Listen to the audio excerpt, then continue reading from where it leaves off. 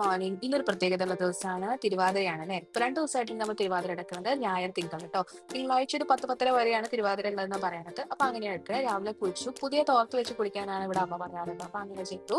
രാവിലെ പൂരിയും ബാജിക്കറിയായിരുന്നു. നമുക്ക് അരിഭക്ഷണം കഴിക്കാൻ പാടില്ലല്ലോ. ഇത് ഉച്ചയ്ക്കുള്ളൊരു പ്രിപ്പറേഷൻ ആണ് കേട്ടോ. അപ്പൊ നമ്മൾ കഞ്ഞിയാണ് ഉണ്ടാക്കുന്നത്. കഞ്ഞിയുണ്ട്. പിന്നെ നമ്മുടെ തിരുവാതിരയുടെ പ്രത്യേകമായിട്ടുള്ള 2 വിഭവങ്ങളാണ്. ഒന്ന് ഈ കൂവ പായസം അഥവാ കൂവ വരുന്നത്. ശർക്കരയും നല്ല നെയ്യൊക്കെ ഇട്ട് തേങ്ങയൊക്കെ ഇട്ട് നേരത്തെ പഴക്കം വെച്ചിട്ട് നല്ല കുറുക്കിയെടുക്കണം. കൂവ പായസം അഥവാ കൂവ വരുന്നത്. അതൊരു ഇമ്പോർട്ടന്റ് ആയിട്ടാണ്. അത് അതുപോലെ തന്നെ ഒരു ആളാണ് പുഴുക്ക്. കിഴങ്ങ് വർഗ്ഗങ്ങളൊക്കെ ഇട്ടിട്ടുള്ള പുഴുക്ക്, തേങ്ങയൊക്കെ ചിരട്ടി അരച്ചിട്ടുള്ള പുഴുക്ക്. അപ്പൊ ഉച്ചയ്ക്ക് കഞ്ഞിയായിരുന്നു. കഞ്ഞി കുടിച്ചു. അതിന്റെ കൂടെ തന്നെ ഞാൻ പറഞ്ഞ കൂവ പായസം.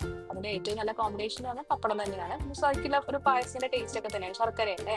അപ്പൊ അതും കഴിച്ചു കേട്ടോ. വൈകുന്നേരം ഇതിന്റെ റിപ്പിറ്റേഷൻ തന്നെയാണ്, അതുകൊണ്ടാണ് എടുക്കാഞ്ഞത്. പിന്നെ പിറ്റേ ദിവസം നമ്മൾ അമ്പലത്തിൽ പോയത് ഒരു കോഴി മുണ്ടാണ് കേട്ടോ, അമ്മയുടെ മുണ്ടാണ്. അപ്പൊ ഞാൻ അന്ന് വിട്ടു കേട്ടോ. അപ്പൊ കോഴി മുണ്ടെടുത്ത് അമ്പലത്തിൽ പോകാൻ വിചാരിച്ചു. വിത്ത് ബ്ലൗസ് അല്ല, സെയിം കളർ ബ്ലൗസ് ഉണ്ടായിരുന്നു. അപ്പൊ അത് വെച്ച് നമ്മൾ പെയർ ചെയ്യാൻ വിചാരിച്ചു. അങ്ങനെ നല്ല സിമ്പിൾ ആണെങ്കിൽ നല്ല രസം കേട്ടാണ്, എനിക്ക് ഇഷ്ടപ്പെട്ടു കേട്ടോ. അതിന്റെ കൂടെ ഈ ഒരു കുഞ്ഞു ജീനിക്ക് ഈ ഒരു മൾട്ടി കളർ വളയാണ് യൂസ് ചെയ്തിരിക്കുന്നത്. പിന്നെ നമ്മൾ സാധാ യൂസ് ചെയ്യുന്ന കർപ്പൂര സാധനങ്ങളൊക്കെയാണ് ഉപയോഗിച്ചത്. പിന്നെ ഇതിൽ കണ്ടോ, ഇതിൽ നമ്മൾ യൂസ് ചെയ്യുന്ന ആ ഒരു ഐ പെൻസിൽ ഉണ്ടല്ലോ, അത് ഐടെക്സിന്റെ ആണ്, ഭയങ്കര നല്ലതാണ് കേട്ടോ. അത് പുതിയത് വാങ്ങിയ ശേഷം കാണിച്ചത്. എനിക്ക് 50 രൂപയൊക്കെ ഉള്ള, പക്ഷെ നമുക്ക് സംഭവം നല്ല വർത്താണ്. അപ്പൊ അങ്ങനെ റെഡിയായി അമ്പലത്തിൽ പോയി തൊഴുതു വന്നു. അടുത്തുള്ള അമ്പലത്തിൽ തന്നെയാണ് പോയത്.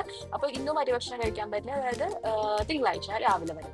അപ്പൊ ബ്രേക്ക്ഫാസ്റ്റ് ആയിട്ട് റവ മാവും പിന്നെ പുഴുക്കും അതുപോലെ തന്നെ പായസം.